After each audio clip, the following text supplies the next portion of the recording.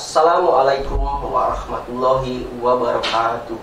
Revolusi TV, channel suara untuk perubahan, kembali lagi di acara yang menggelora dan membahana. Di mana lagi kalau bukan di acara ngobrol santuy di Revolusi TV channel ini, bersama saya Aan Adewarino. Hari ini kita kedatangan tamu yang sangat istimewa, seorang dokter ganteng di salah satu rumah sakit Kabupaten Karawang. Kita bersama di sebelah saya salah satu tamu kita bersama Dr. Aditya Angga, salah satu manajer humas Rumah Sakit Lira Medica. Selamat datang di studio kami Revolusi TV, Pak Dokter. Yuk. Nah, Pak Dokter, dalam acara ngobrol santuy ini kita tentunya harus menjalankan protokol kesehatan, betul Pak Dokter? Betul. Ya, supaya antara program pemerintahan dan masyarakat itu bisa memutus mata rantai COVID-19 itu ya Pak Dokter. Oke, tentu saja kita harus menjalankan protokol kesehatan apa yang kita tadi bicarakan sesuai dengan sekarang 5M ya Pak Dokter ya? Ya, sekarang 5M. Yang tadi 3M berubah jadi tambah 2M. Boleh. Jadi 5 itu saya ulang kembali: mencuci tangan, menggunakan masker, menjaga jarak, menghindari kerumunan, dan mengurangi mobilitas ya. Mobilitas. Oke. Baik pemirsa yang ada di rumah maupun dimanapun Anda berada, kita akan berbincang dengan narasumber langsung Bapak Dr. Aditya Angga selaku manajer humas Rumah Sakit Lira. Saya tidak absen kalau tidak menaikkan kabarnya Pak. Bagaimana kabarnya? Sehat Kak. Alhamdulillah sehat selalu ya. Semoga Tuhan memberikan kesehatan bagi kita ya Pak Dokter. Baik Pak Dokter, dalam masa pandemi ini Pak Dokter, tentunya Pak Dokter sendiri ini sebagai garda terdepan ya Pak ya. Bagaimana Pak salah satu garda terdepan ini? Pertama saya akan mengulas tentang Rumah Sakit Lira dulu. Kebetulan kan Bapak sendiri di Rumah Sakit Lira ya Pak ya. Apa misi dan misi dari Rumah Sakit Lira Medica ini Pak? Ya, Rumah Sakit Lira yang pasti ingin menjadi rumah sakit pusat rujukan baik itu di daerah Karawang dan daerah sekitarnya. Jadi bagi masyarakat yang emang membutuhkan pelayanan kesehatan, itu Lira bervisi itu agar semua yang membutuhkan kesehatan, pelayanan kesehatan bisa dilakukan sebaik-baiknya di Rumah Sakit Lira. Gak perlu tuh merujuk ke Jakarta, merujuk ke Bandung. Pengennya one stop service di Rumah Sakit Lira ada semua. Oke, salah satu itu ya tentang Rumah Sakit Lira, salah satu fasilitas modern ya, dan para medis yang profesional tentunya ya Pak. Seperti itu. Karena salah satu rumah sakit swasta yang ada di Kabupaten Karawang ini salah satu yang paling top Rumah Sakit Lira ini dari segi pelayanannya Pak. Oke, baik Pak, sebagai salah satu rumah sakit rujukan COVID-19 ini, bagaimana cara penanganan dan pelayanan COVID-19 hari ini Pak? Bagaimana yang kita tahu ya bahwa pasien atau masyarakat yang terkena COVID makin hari makin banyak ya. Dan Karawang termasuk zona merah ya, zona merah kembali. Nah, kita di Rumah Sakit Lira Medica yang pasti penanganannya sudah sesuai dengan pedoman pelayanan penanganan COVID, sesuai dengan pedoman yang dikeluarkan oleh Kemenkes. Nah, untuk pertama-tama kalau emang ada pasien yang memiliki gejala dan emergensi, itu nggak usah repot-repot, langsung aja datang ke emergensi kita atau IGD. Itu nanti di IGD yang pastinya akan di screening apakah pasien ini mengalami atau terscreening mengarah ke COVID atau tidak. Ya, kalau ada demam, batuk, sesak, ya nanti pasti kita akan mengarahkan ke COVID. Dan nanti akan dilakukan pemeriksaan penunjang. Dan pemeriksaan penunjangnya apa? Yang paling mendasar yang pasti foto ronsen terlebih dahulu. Kalau hasil ronsennya dilihat ada bercak-bercak keputihan yang mengarah seperti ke arah pneumonia, itu kita udah memikirkan bahwa itu jangan-jangan masuk ke gejala COVID. Nah, gejala itu baru suspek seperti itu. Nah, untuk memastikannya apa sih? Untuk memastikan apakah ini terkena benar-benar COVID atau tidak? Itu apa enggaknya gitu. Nah ya, itu harus kita lihat dengan pemeriksaan yang namanya swab rapid test, swab PCR. Ya, nanti swab itu akan diambil akan diambil swabnya itu melalui hidung dan tenggorokan. Nanti akan dilihat, diperiksa di laboratorium apakah ada hasilnya itu reaktif atau tidak. Ya, nah kalau hasilnya reaktif, mau nggak mau itu harus dilakukan isolasi. Ya, nah isolasi ini ada dua. Sekarang sudah terbaru tuh ada yang namanya isolasi di rumah sakit, ada isolasi di mandiri. Mandiri itu bisa di rumah atau di tempat khusus atau bahkan di hotel. Yang saya tahu Dinas Kesehatan Karawang itu menyediakan beberapa hotel untuk isolasi mandiri. Nah, kriterianya apa aja sih, Dok? Kriterianya kalau emang gejalanya itu ringan, seperti cuman gejalanya batuk atau anosmia, tidak ada penciumannya hilang ya, hilang penciuman, rasa penciuman, itu masih masuk kategorinya ringan. Nah, itu bisa diisolasi mandiri. Isolasi mandiri, maka nanti akan bertanggung jawab adalah bagian puskesmas di daerah terdekat. Misal dia tinggalnya di Teluk Jambe, maka puskesmas Teluk Jambe yang terdekat situ akan akan menanganinya. Tapi kalau gejalanya itu berat atau mengeras sedang ke berat, dia ada demam, ada batuk, ada sesak, saturasinya menurun, itu mau nggak mau harus diisolasi di rumah sakit. Nah, itu kita di Rumah Sakit Lira Medica ini menyediakan 67 bed. 67 bed COVID dengan 3 HCU, intensive care unitnya, dan ICU-nya itu ada satu ICU. Nah, kita juga dengan makin maraknya ini tidak menutup kemungkinan kita pun sedang berbenah untuk penambahan bed lagi. Ya, dikarenakan memang banyak masukan dari Dinas Kesehatan juga, dari masyarakat juga, agar meminta untuk bed COVID ini untuk ditambah. Gitu. Kita sedang berusaha, dikarenakan untuk penambahan bed ini kan memerlukan memerlukan persiapannya. Persiapannya apa aja? Ya, punya prepare. Persiapannya apa aja? Yang pertama yang pasti tempatnya dulu ya. Tempatnya itu harus sesuai, tekanannya harus negatif, ya. Bednya juga ya harus sesuai. Lalu setelah itu juga harus ada pembatas privasi juga, ya. Tuh. Terus yang gak kalah penting apa? SDM. Gak mungkin tempatnya ada tapi SDM-nya nggak ada sampai merawat gitu.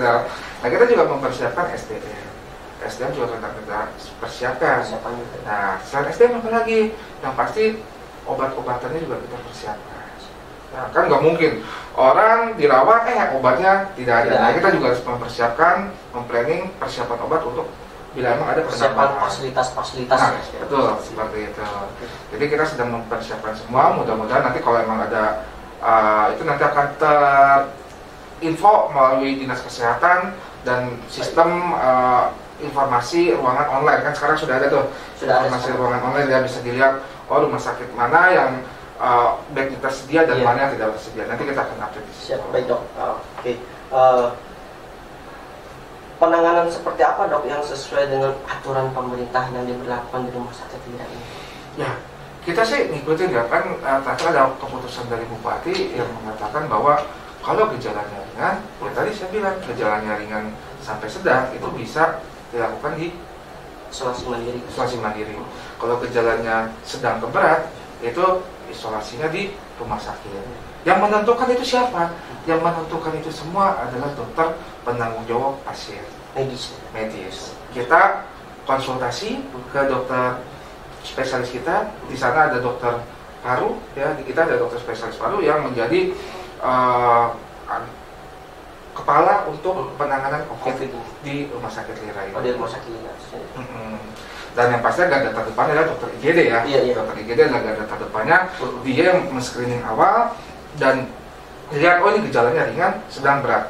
Kalau emang gejalanya ringan, tanya ke dokter DPJP apakah ini bisa untuk isolasi mandiri, maka nanti kita isolasi mandiri. Kalau katanya ini harus dirawat, maka kita dirawat. Nah, Kalau dirawat, gimana dok masalah pembayaran? Pembayaran itu ditanggung oleh Kementerian Kesehatan. Kalau memang gejalanya itu gejala ringan sampai ke berat. Intinya kalau masalah kendala ini mau ringan mau berat pun biayanya ditanggung. Ringan ditanggung pemerintah bila isolasinya di hotel yang sudah disiapkan oleh yang sudah disiapkan oleh Pemda, Pemda dan Dinas Kesehatan. Nah, tapi kalau gejalanya sedang berat, itu ditanggung sama Kementerian Kesehatan. Nah, itu pasien tidak usah membayar seperak pun. Itu sudah ditanggung sama Kementerian Kesehatan semenjak dipastikan bahwa itu adalah positif COVID. Baik dok, di sini bagi masyarakat pun supaya tidak ada simpang siur berita hoax ya dok ya. Jadi pemerintah pun sama Kementerian Kesehatan udah meng-cover ya dok ya, untuk masalah kendala COVID ini yang terpapar COVID ini ya dok, seperti itu. Dok, apakah sih kendala penanganan COVID ini dok? Penanganan COVID ini yang satunya itu adalah sekarang kita udah tahu ya COVID ini sudah hampir setahun ya di Indonesia ini. Sedangkan SDM kita ya buat penambahan itu terbatas. Yang pasti udah setahun kita kayak kejar-kejaran dengan COVID, yang pasti adalah suatu mungkin ada istilah tenaga terkuras, energi terkuras. Nah, makanya kita butuh dukungan semuanya. Yuk kita sama-sama dukung garda terdepan untuk penanganan COVID ini. Dukungnya dengan hal yang positif. Itu satu. Terus kedua, kendalanya apa? Ketidaktaatan dari masyarakat. Masyarakat masih belum bisa menjalankan protokol kesehatan. Ya, yang tadi bilang 5M ya. Jadi masih banyak masyarakat yang jalan-jalan ke luar rumah masih tidak menggunakan masker, masih sering berkerumun. Sehingga apa? Proses penularan semakin banyak. Betul. Yang terjadi apa? Ya, saya tadi bilang tenaga kesehatan segitu-gitu aja. Rumah sakit di Karawang segitu-gitu aja. Tapi kalau yang sakitnya makin banyak, ya semakin banyak. Nah, kewalahan juga tenaga medis di Karawang ini. Makanya yang paling penting adalah yuk masyarakat untuk menjalankan program 5M ini. Saya menghimbau selaku dari PT Media Revolusi dan Dr. Adit untuk menghimbau bagi masyarakat patuhi protokol kesehatan dari 5M ini. Kadang-kadang seperti itu ya dok. Jadi ada yang ada gejala, kalau ada gejala kelihatan ada di rumah sakit. Yang tanpa gejala yang merasa sehat tapi dia bisa menularkan ke mana-mana. Itu yang tidak ketahuan tuh yang itu tuh. Iya. Makanya proses penularannya yang membahayakan yang seperti itu. Tanpa gejala nih. Tanpa gejala dia berjalan-jalan ke mana-mana akhirnya menularkan ke mana-mana. Dok, mau tanya nih dok. Boleh. Ada berapa pasien yang terpapar COVID selama ini dok? Di Karawang dok? Data pastinya saya kurang hafal ya kalau data pasti di Karawang. Yang pasti jumlahnya emang semakin hari semakin meningkat gitu. Jadi kita lihat 2 minggu terakhir ini dari awal 2021 ya. Dari awal 2021 pemerintah semakin ketat untuk menerapkan protokol kesehatan. Contoh PSBB kita sudah diberlakukan lagi nih ya, sudah beberapa hari yang lalu. Sekarang PPKM ya kalau nggak salah. Ya, misalnya seperti itu hampir sama lah sama PSBB ya. Lalu sekarang juga kegiatan di malam hari sudah mulai dikurangi, cuma bisa sampai jam 7. Berarti memang di situ kelihatan bahwa pertama pemerintah serius untuk menangani COVID itu sendiri. Kedua menandakan bahwa COVID di Karawang belum selesai. Ya, oleh karena itu yuk kita sama-sama bersama-sama memberantas atau memutus mata rantai penularan COVID. Memang dapat informasi, vaksinnya sudah turun. Iya. Karawang informasinya katanya awal Februari baru mulai akan divaksin. Cuman balik lagi, kita jangan terlalu mengharapkan udah ada vaksinnya, udah kita bebas nanti juga tidak seperti itu. Jadi kita pun harus bantu pemerintah dengan cara 5M itu sendiri. Plus kalau nanti ada program vaksin dari pemerintah, yuk dukung pemerintah dalam program vaksin ini. Banyak yang tidak apa yang tidak positif, yang negatif akhirnya dipositifkan seperti itu dok. Itu ini berita ini sangat tajam banget di telinga kami gitu. Bagaimana sih dok caranya untuk meyakinkan masyarakat supaya tidak ada benar-benar manipulasi COVID ini di salah satu rumah sakit? Jadi gini, biar kita paham satu pemikiran dulu ya. Betul dok. Jadi istilah dari COVID ini ada beberapa macam istilah. Satu ada yang namanya OTG, orang tanpa gejala. Ya. Ada yang nomor 2 adalah suspek COVID.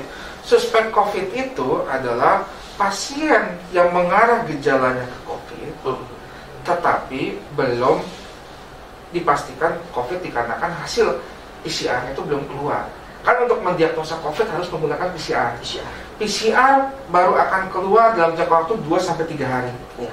Sambil menunggu hasil PCR ini, maka kita menamakan adalah suspek. Ya.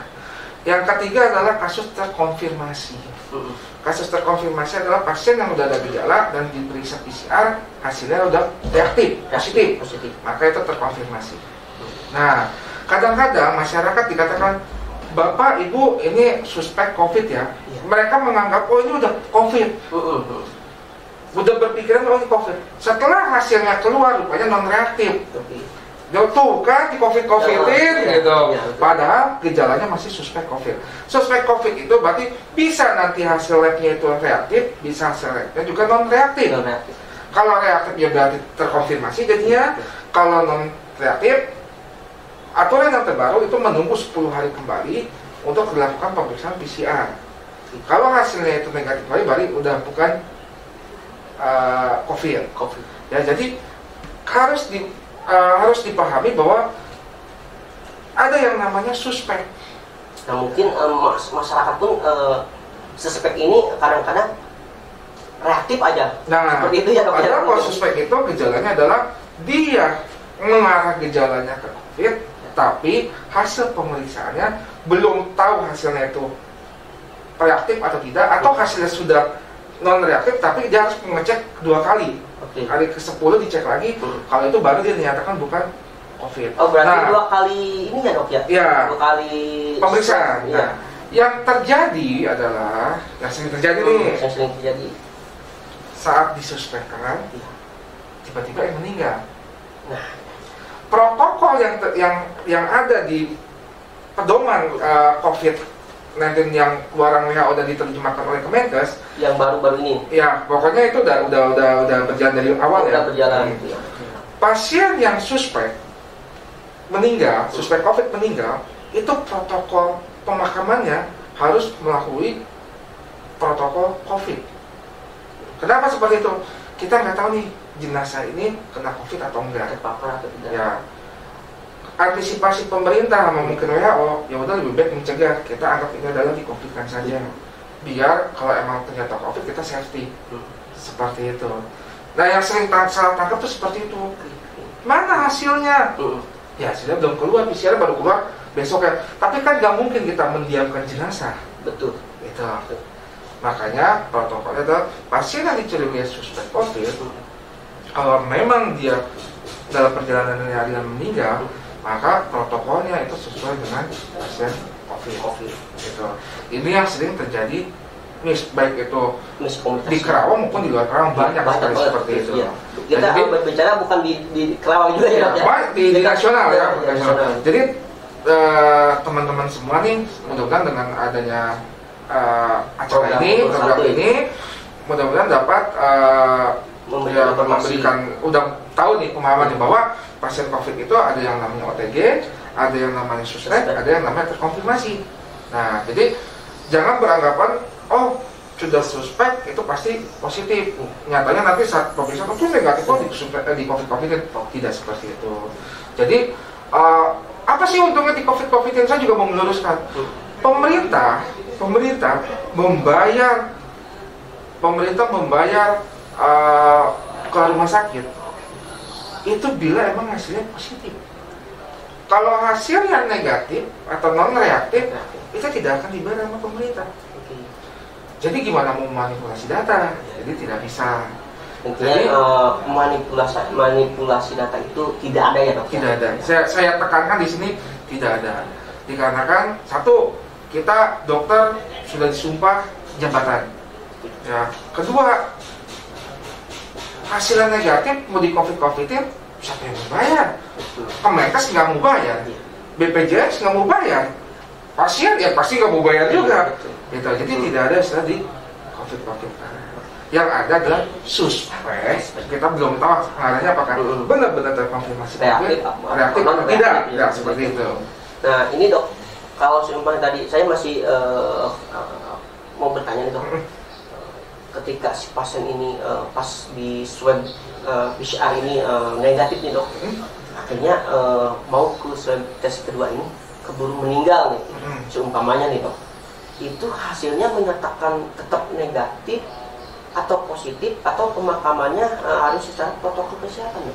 Gini, kalau hasilnya itu negatif, saya pertama tapi masih dalam istilahnya, oh saya masih belum nggak yakin di DPJP, ini kemungkinan saya masih mengarah, kan siapa tahu baru bereaksi setelah, kan masa inkubasi si virus COVID itu 2-14 hari ya. 2-14 hari. Nah, makanya masih yakin nih, ini gejalanya khas banget COVID dengan pneumonia segala macam.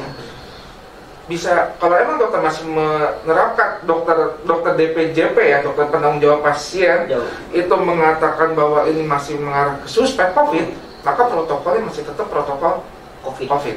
Tapi kalau dokternya mencabut, oh ya ini hasilnya pertama udah negatif, udah dijamin lah, oh ini berarti emang bukan COVID, silakan berarti udah dicabut ya suspeknya, berarti ini adalah non reaktif jadinya.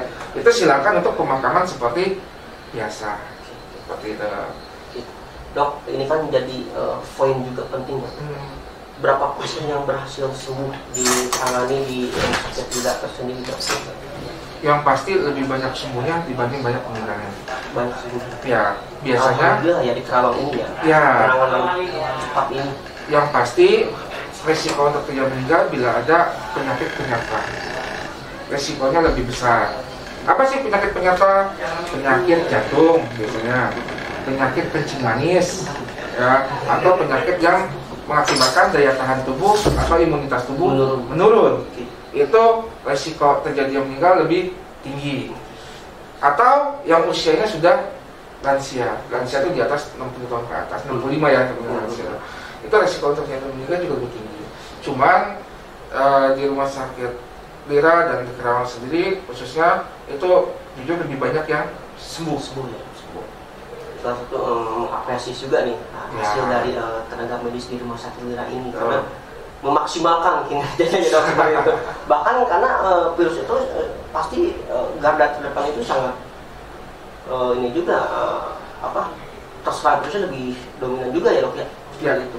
Jadi kita dalam menangani pasien COVID itu juga harus memikirkan bagaimana di rumah sakit Lira ini aman, nyaman bagi siapa? Bagi pengunjung, bagi karyawan, dan bagi semua orang yang ada di rumah sakit Lira. Soalnya kenapa? Yang datang ke rumah sakit Lira kan tidak hanya pasien COVID. Kita pun sudah menerapkan protokol-protokol yang ketat. Ya. Dari pertama yang pastinya suhu tubuh gitu ya, mengecekkan suhu tubuh, wajib menggunakan masker di sana, harus cuci tangan.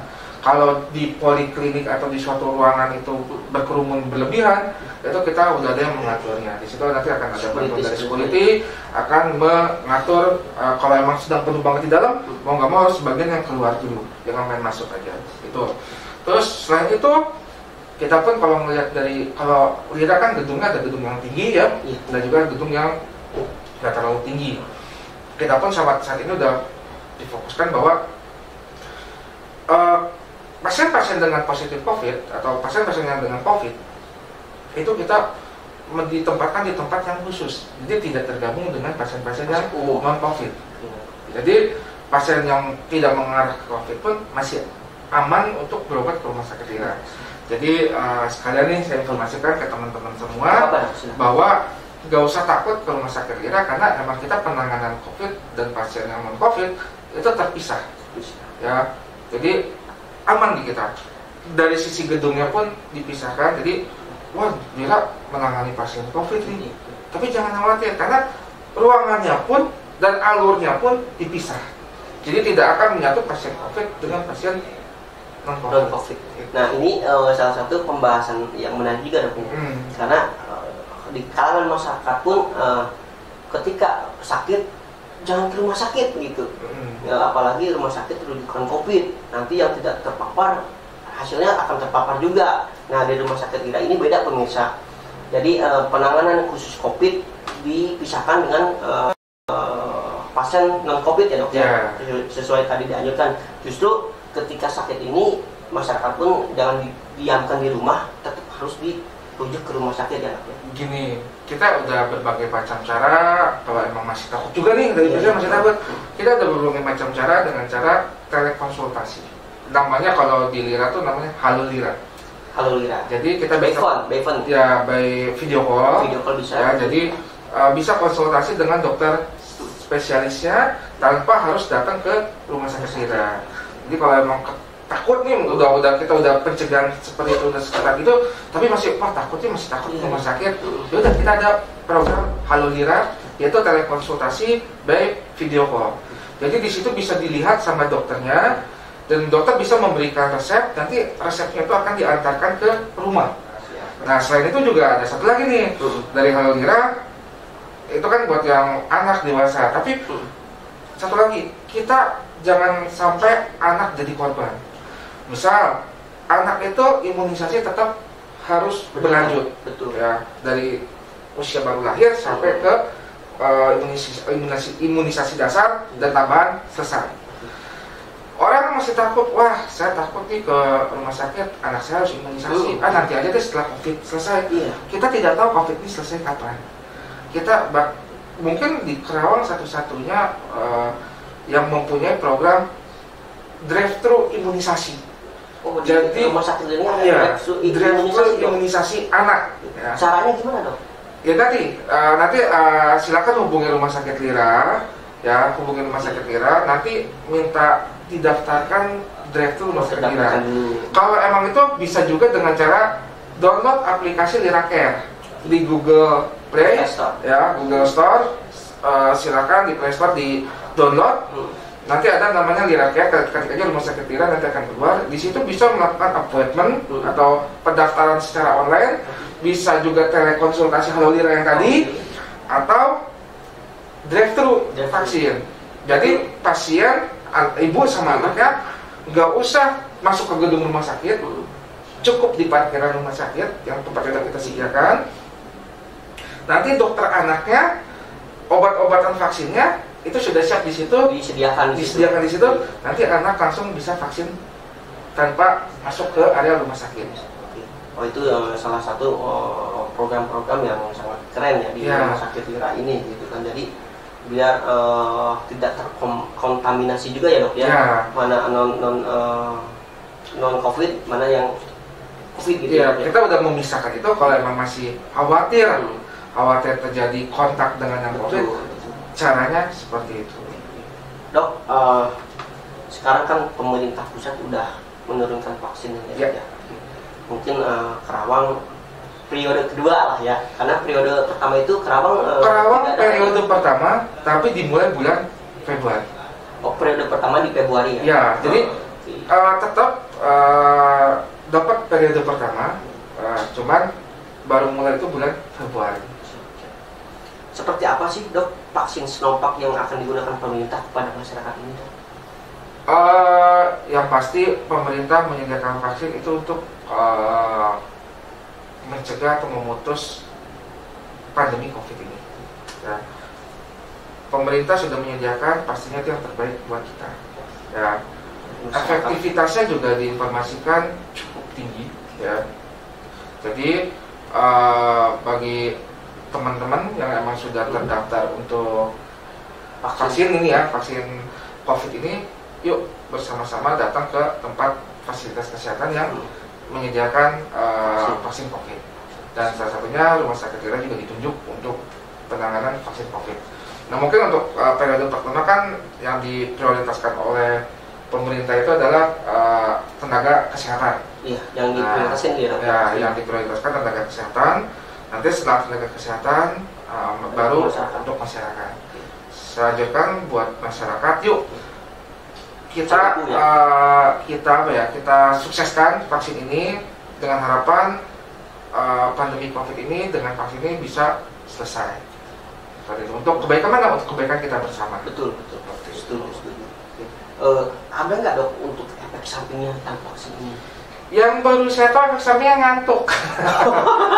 Efek sampingnya ngantuk. Ya. Jadi supaya masyarakat pun nggak kaget dok gitu. Ya, yang saya baca dan yang saya saya lihat di yang sudah melakukan vaksin itu efeknya adalah ngantuk. Ya pasti kalau dia alergi terhadap itu ya pasti ada efek alerginya. Tapi ya balik lagi kan sebelum dilakukan pemeriksaan vaksin itu ada pemeriksaan oleh tubuh dulu gitu dok. Ya pemeriksaan oleh tim kesehatan. Jadi kalau emang tidak memungkinkan untuk divaksin, pasti tim kesehatan pun dokter tidak menyarankan untuk divaksin. Tapi kalau ada kondisinya fit dan tidak ada riwayat alergi apapun, itu bisa untuk dilakukan vaksin. Ya. Baik pemirsa, vaksin ini arahan masyarakat, arahan pemerintah kita. Jadi jangan khawatir ya dokter, jangan takut juga karena sebelum dilakukan vaksin ini pasti dicek dulu ya. Jadi kita dicek dulu, takutnya ada alergi, cek kesehatan. Takutnya kan ada yang tadi Pak Dokter bilang ini, takutnya ada gejala alergi juga ya dok ya. Pertama alergi atau daya tahan tubuh sedang menurun. Dan riwayat kesehatan ya kan yang pasti yang punya riwayat kesehatannya buruk, misal kayak punya penyakit jantung atau penyakit gejala imunitas itu dilarang untuk vaksin terlebih dahulu. Jadi yang benar-benar siap untuk divaksin adalah yang benar-benar sedang kondisi yang fit, yang sehat seperti itu. Jadi teman-teman yang fit, yang sehat, nggak usah khawatir untuk ini karena udah banyak kok tokoh-tokoh masyarakat yang sudah dilakukan vaksin. Jadi yuk kita bersama-sama sukseskan vaksin. Kita sama-sama sukseskan vaksin ini untuk memutus mata rantai COVID-19 ini. Betul. Saya setuju dan sepakat pemirsa. Jadi ini dok paling penting ini. Apa sih harapan untuk sebagai tenaga medis ini kepada pemerintah dan masyarakat untuk memutus mata rantai penyebaran COVID ini? Harapannya dok kepada pemerintah. Yang pasti harapannya bukan hanya untuk pemerintah aja ya, betul, tapi untuk semuanya. Yuk bersama-sama bekerja sama untuk memutus atau menghentikan penyebaran COVID-19 ini. Kenapa? Kita tenaga medis, pastinya tenaganya sudah hampir setahun. Yang pasti tenaga kita sudah dipakai benar-benar maksimal untuk menangani COVID ini. Yuk kita bersama-sama menghentikan dengan cara apa? Dengan caranya masing-masing. Ya, pemerintah dengan caranya menyediakan kebijakan dan menyediakan vaksin, penelitian obat untuk menghentikan atau mendapatkan obat dan cara-cara untuk menghentikan pandemi ini. Ya. Masyarakat bekerja sama dengan cara 5M tadi, mencuci tangan, menggunakan masker, terus menjaga jarak, menghindari kerumunan, dan satu lagi adalah mengurangi mobilitas. Mencegah menangani 5M ini. Kita tenaga medis bekerja dengan cara menangani pasien yang memang membutuhkan tenaga medis. Yuk kita bersama-sama untuk saling membantu, saling bergotong royong untuk menyelesaikan pandemi COVID ini di Indonesia. Dengan seperti itu, harapannya pandemi ini selesai, kita bisa beraktivitas kembali seperti sebelum ada COVID. Kita nggak perlu pakai masker seperti ini, pakai face shield tidak perlu. Kita mau jalan-jalan kemana bebas, aman, tidak ada rasa khawatir gitu. Pertumbuhan ekonomi juga berjalan, kerja juga nyaman seperti itu. Dengan seperti itu kita bisa hidup normal dan kita akan normal kembali seperti biasa. Amin. Mudah-mudahan virus COVID-19 ini bisa selesai di tahun ini secepatnya ya dok ya. Mudah-mudahan, amin. Kita berdoa bersama dan terutamanya kita kesadaran diri kita masing-masing untuk menjalani protokol kesehatan ini dok. Oke, baik pemirsa, itu salah satu pesan-pesan dari dokter kita juga, Dr. Aditya Angga, sebagai manajer humas di Rumah Sakit Bira Medica Kabupaten Karawang. Pemirsa, dimanapun Anda berada, baik ada di rumah dan di studio, dimanapun Anda berada, tidak terasa waktu ya dok ya. Sudah habis di penghujung acara, padahal masih mau banyak pertanyaan juga. Berhubung next bisa kedepannya bisa kita datang lagi, saya datang lagi ke sini. Siap Pak Dokter. Tidak terasa pemirsa, di ujung acara dan ngobrol santuy di Revolusi TV Channel ini, terima kasih juga atas waktunya kepada Bapak Dokter Aditya Angga sudah datang ke studio kami. Buat penonton di rumah, studio, dimanapun Anda berada, semoga obrolan ini bermanfaat bagi kita semua, khususnya buat kita yang berada di studio ya dok ya. Umumnya kepada pemirsa Revolusi TV Channel dimanapun Anda berada, saya Aan Adewarino beserta kru mengucapkan sampai jumpa di pertemuan selanjutnya. Cayo Revolusi TV, suara untuk perubahan. Wassalamualaikum warahmatullahi wabarakatuh.